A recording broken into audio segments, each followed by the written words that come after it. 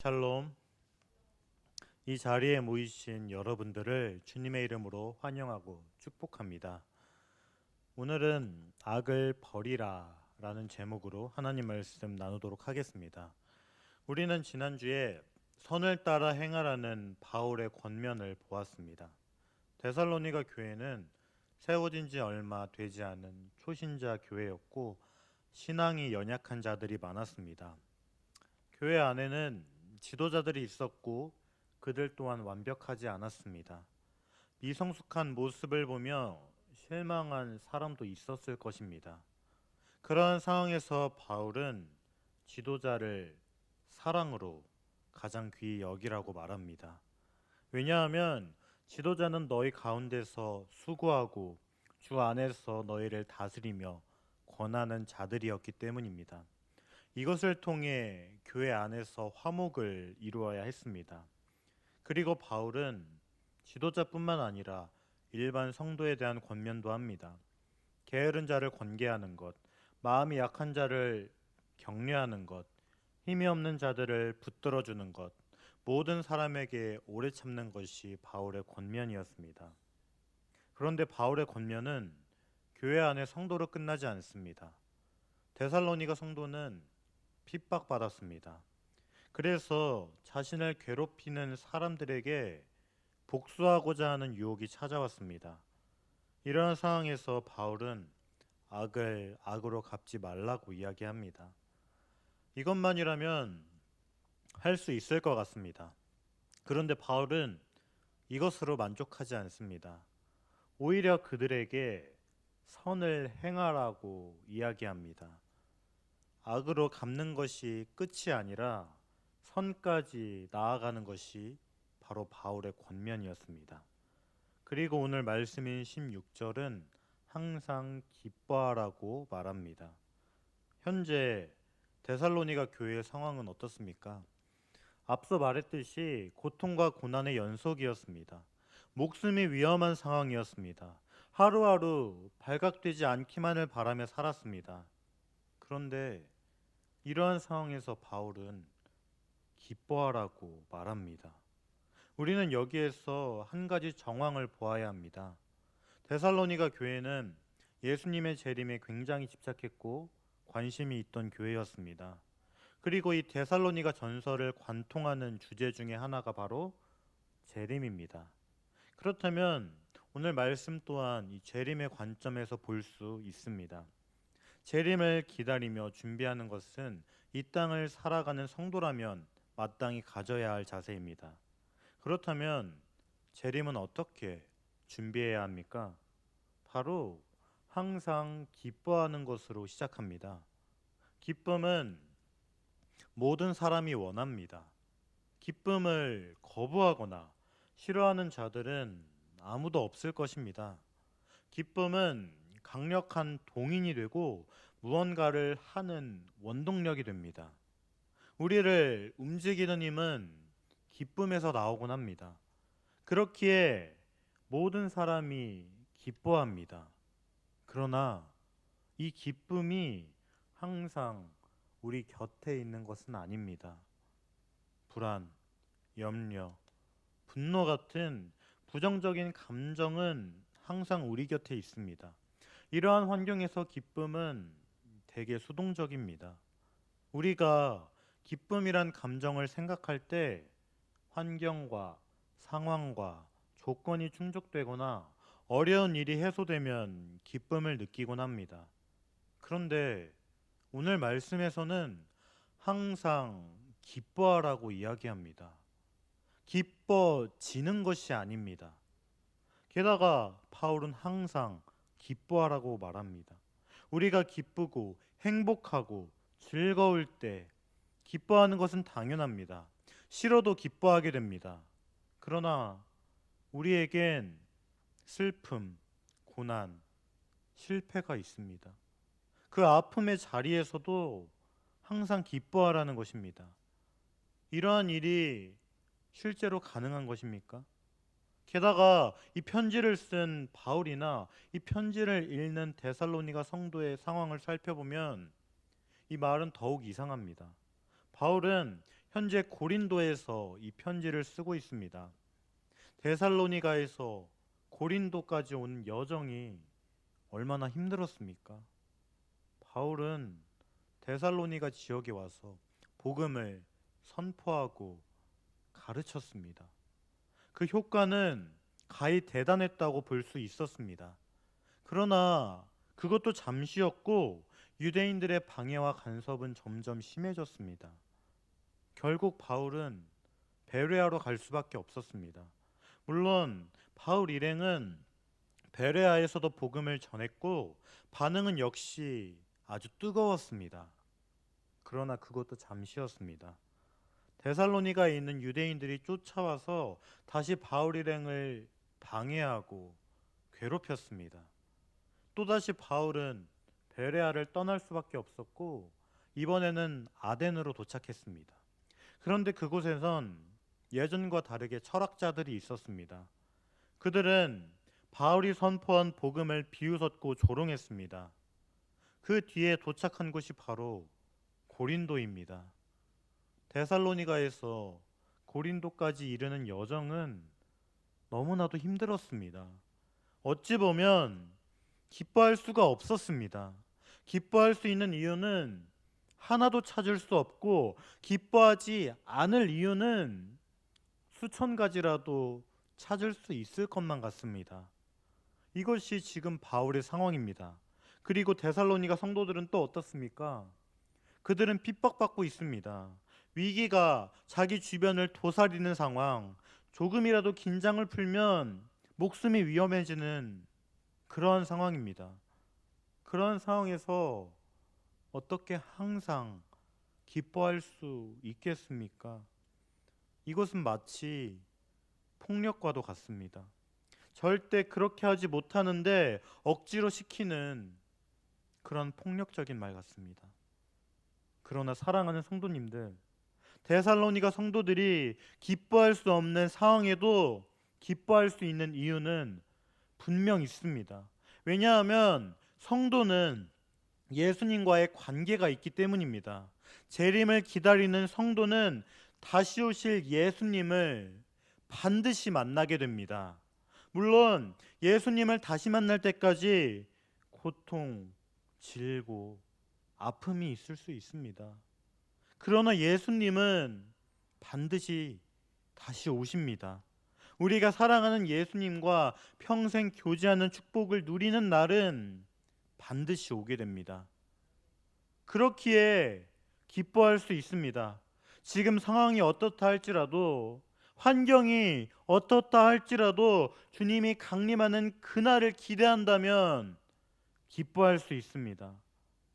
물론 이 말이 우리의 눈물, 아픔, 슬픔을 무시한다는 것은 절대 아닙니다. 우리에게도 감정이 있습니다. 그러나 그것이 장차 있을 우리의 기쁨을 빼앗아 갈 수 없습니다. 미래에 있을 기쁨이 너무나도 크기에 현재까지 영향을 끼치는 것입니다.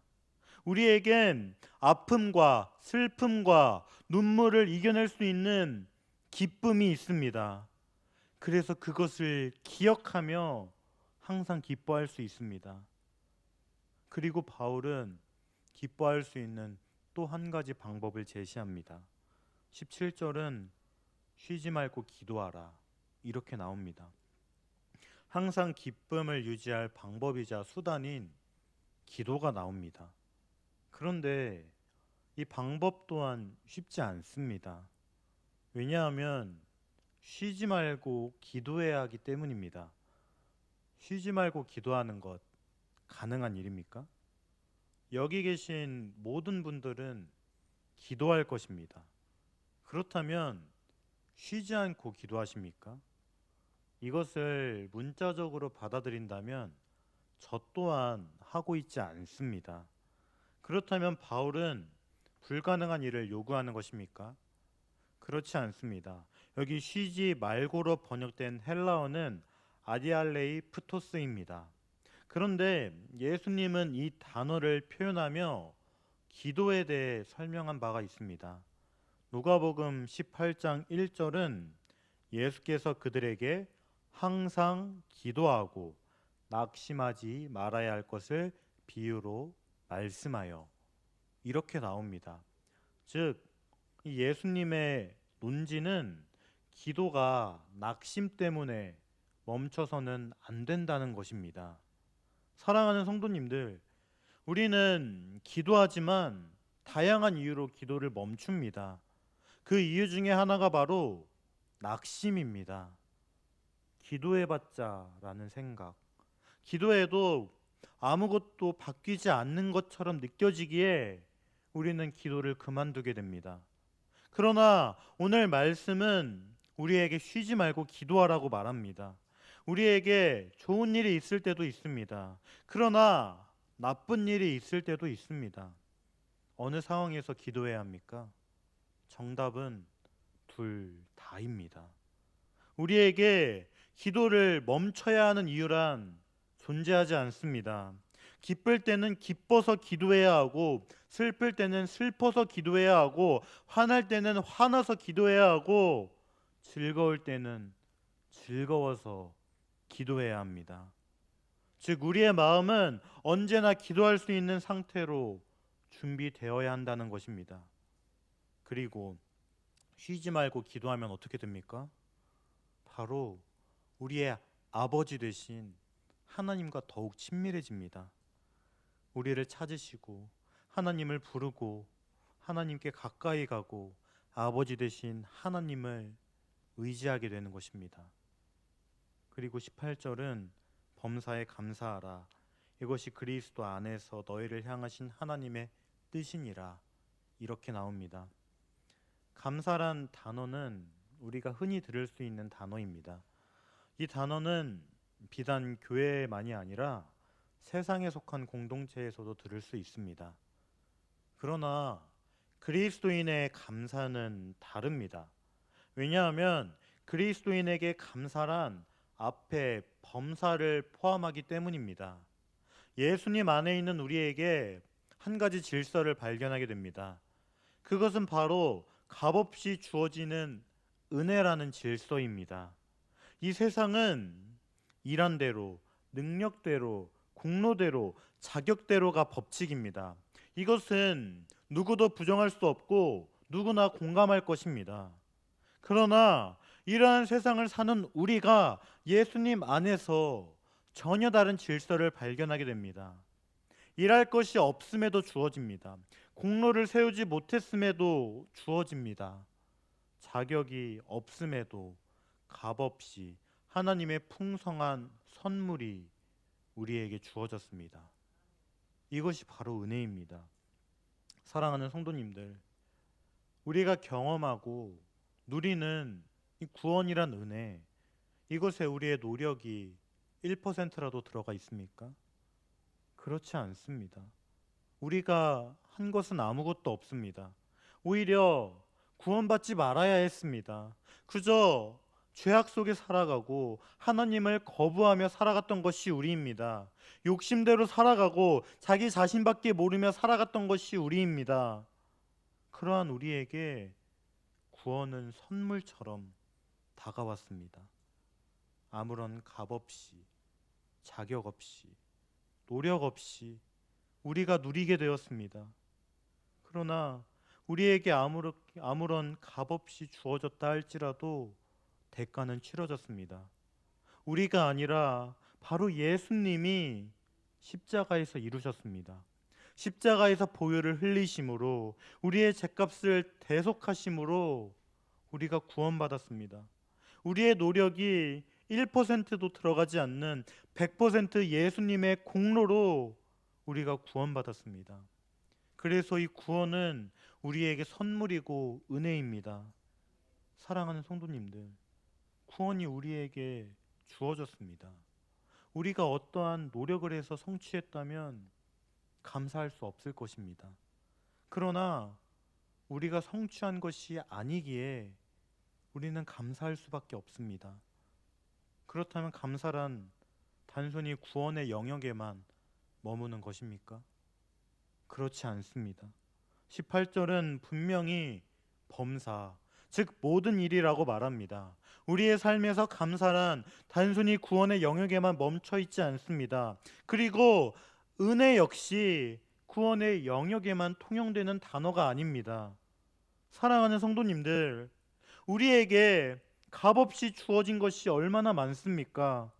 그러나 우리는 자꾸 감사할 이유를 찾는 것이 아니라 불평할 이유를 찾습니다. 예수님의 공로로 주어진 것을 자신의 공로로 여깁니다. 그래서 감사하지 않습니다. 그리고 하나님이 은혜를 주셨음에도 깨닫지 못할 때가 많습니다. 그래서 감사하지 못합니다. 게다가 우리는 10이 은혜로 주어졌는데 옆에 있는 사람은 20이 주어졌다며 불평합니다. 그래서 감사하지 못합니다. 그러나 18절 후반부는 무엇이라 말합니까? 그리스도 예수 안에서 너희를 향하신 하나님의 뜻이라고 말합니다. 그리스도와 연합한 성도를 향한 하나님의 뜻입니다. 우리는 세상을 살아가며 세상의 영향을 받습니다. 세상 사람들은 감사에 대한 합당한 이유를 찾습니다. 감사할 만하면 감사하고 감사할 수 없을 때는 감사하지 않습니다. 그러나 그리스도 예수 안에 있는 우리는 다릅니다. 왜냐하면 모든 것이 하나님의 은혜이기 때문입니다. 고난 중에 있어도, 환난 중에 있어도, 슬픔 속에 있어도 그 속에는 분명히 하나님의 은혜가 있습니다. 선한 하나님의 뜻이 그 속에 숨겨져 있습니다. 우리는 이것을 믿는 성도이기에 모든 것에 감사할 수 있습니다. 하나님의 뜻은 범사에 감사하는 것은 물론이며 쉬지 말고 기도하는 것, 항상 기뻐하는 것 모두를 포함합니다. 우리 기쁨에 감사가 없다면 그 기쁨은 완전하지 않습니다. 우리 기도에 감사가 없다면 그 기도는 완전하지 않습니다. 그리고 이 19절은 성령을 소멸하지 말며 이렇게 나옵니다. 이것을 보았을 때 갑자기 다른 주제가 등장하는 것처럼 보입니다. 그러나 이 부분은 문맥적으로도 볼 수 있습니다. 앞에서 나온 말씀은 사실상 불가능에 가까운 이야기였습니다. 항상 기뻐하는 것, 쉬지 말고 기도하는 것, 범사에 감사하는 것, 이 모든 것에 대한 당위성을 말씀드렸지만 우리에겐 여전히 쉽지 않은 것이 현실입니다. 그리고 이것과 별개로 우리는 그렇게 살지 못합니다. 우리의 힘과 능력으론 도저히 할 수 없습니다. 우리는 죄를 갖고 태어났습니다. 누구도 피할 수 없습니다. 우리의 마음속엔 죄가 가득 차 있고 이기심으로 하나님의 말씀을 항상 거스르려고 합니다. 다짐했어도 넘어지고 무너지는 것이 우리의 현실입니다. 하지만 우리에게 그러한 삶을 살 수 있게 하는 원동력이 있습니다. 하나님의 뜻에 순종하려는 선한 마음이 생기는 근원이 있습니다. 바로 성령님입니다. 그래서 성령을 소멸하지 말라는 것입니다. 또한 이 소멸하다에 사용된 헬라어는 불을 끈다의 의미가 있습니다. 이 산불 같은 강력한 불은 끄기에 쉽지는 않습니다. 그러나 촛불 같은 약한 불은 얼마나 쉽게 꺼집니까? 약한 바람에도 꺼지고 물에도 쉽게 꺼지는 것이 바로 불입니다. 그래서 구약시대의 제사장은 제단 위에 불이 꺼지지 않고 항상 탈 수 있도록 세심한 주의를 기울여야 했습니다. 이것과 마찬가지입니다. 우리가 성령님께 민감하게 반응하지 않고 조금이라도 성령님을 무시한다면 성령의 불은 꺼지고 맙니다. 즉, 우리의 연약함을 아시고 우리를 돕기 위해 우리 가운데 오신 성령님을 무시하거나 무관심해서는 안 되는 것입니다. 성령님의 임재를 구하고 성령에 붙들려 살며 성령님과 동행한다면 성령의 불은 꺼지지 않게 되어 앞의 삶을 살 수 있게 되는 것입니다. 그리고 19절은 예언을 멸시하지 말고 이렇게 나옵니다. 여기에서 예언은 구약 성경으로 볼 수 있습니다. 왜냐하면 구약 성경에는 예수님에 대한 예언이 있기 때문입니다. 구약 성경에는 예수님에 대한 수많은 예언이 있었습니다. 메시아를 대망하고 기다리는 말씀은 어디를 봐도 찾을 수 있습니다. 그 예언을 통해 예수님의 오심, 예수님의 사역, 그 사역의 결과, 이 모든 것이 드러나게 되었습니다. 그리고 20절은 예언, 즉 성경을 멸시하지 말라고 이야기합니다. 이 표현은 다소 충격적입니다. 성경을 멸시하는 행위라니 상식적으로 상상할 수 없습니다. 왜냐하면 예로부터 우리에게 성경이란 하나님의 말씀이기 때문입니다. 절대 멸시하거나 가볍게 생각할 수 없습니다.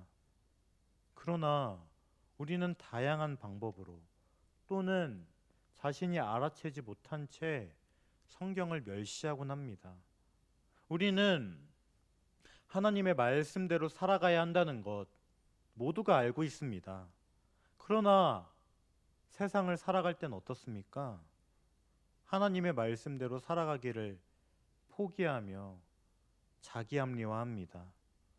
말씀과 세상은 다르다고, 전쟁 같은 일상에선 이런 것을 챙길 여유가 없다고, 지금 상황에선 도저히 할 수 없다고, 다른 사람도 나와 똑같다고, 성경 말씀대로는 도저히 살 수 없다고 생각합니다.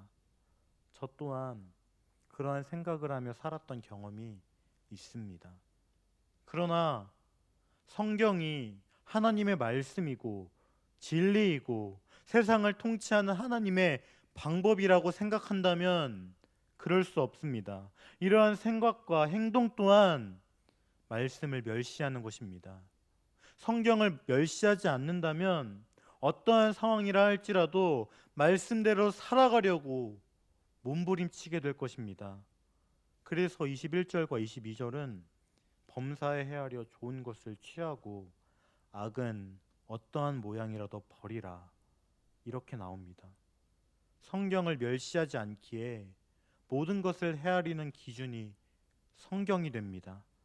세상의 눈이 판단 기준이 아닙니다.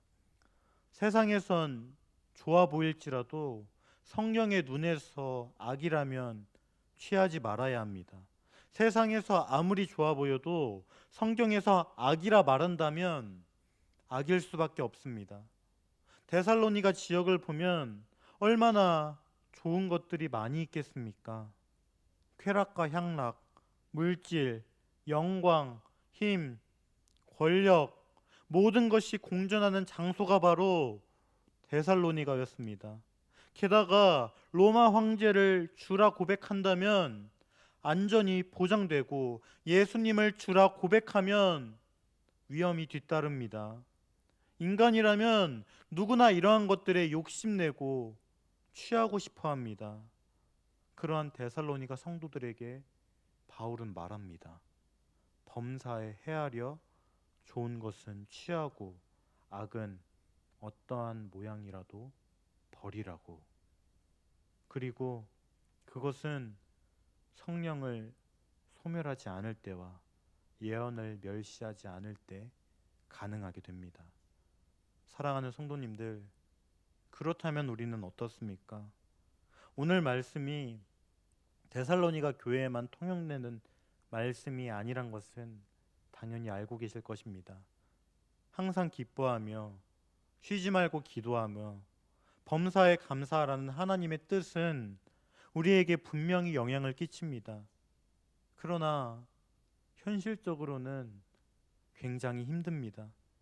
항상 기뻐하라니 말이 됩니까? 쉬지 말고 기도하라니 말이 됩니까? 범사에 감사하라니 말이 됩니까? 물론 그렇게 살아야 한다는 것은 알고 있습니다. 장차 있을 큰 기쁨 때문에 은혜를 입은 자이기에 그렇게 행동해야 한다는 것 알고 있습니다. 그러나 불가능한 것처럼 보입니다.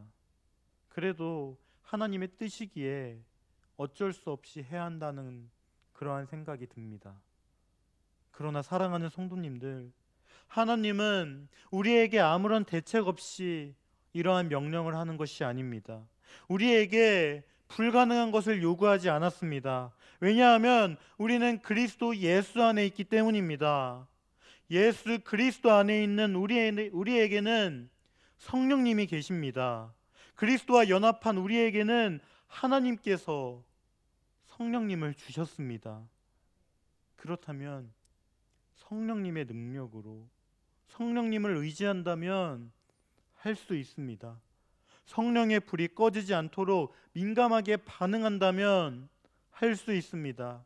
인간의 힘으론 항상 기뻐하고 쉬지 말고 기도하고 범사에 감사하는 것은 불가능한 것이 당연한 겁니다.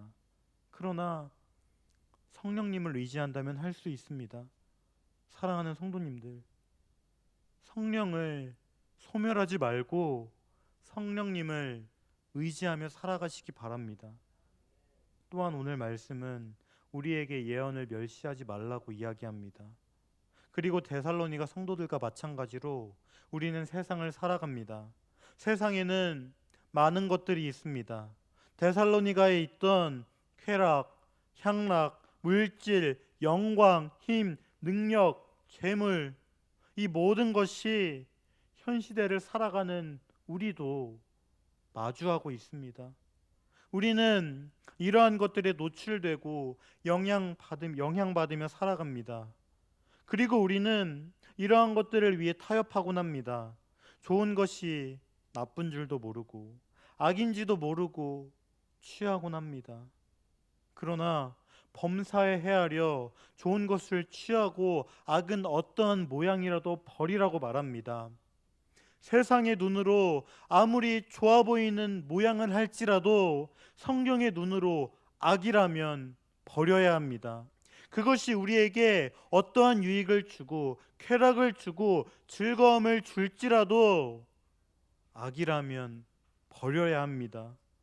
이것이 그리스도 안에 있는 우리를 향한 하나님의 뜻이며 예수님의 강림을 준비하는 성도의 자세입니다.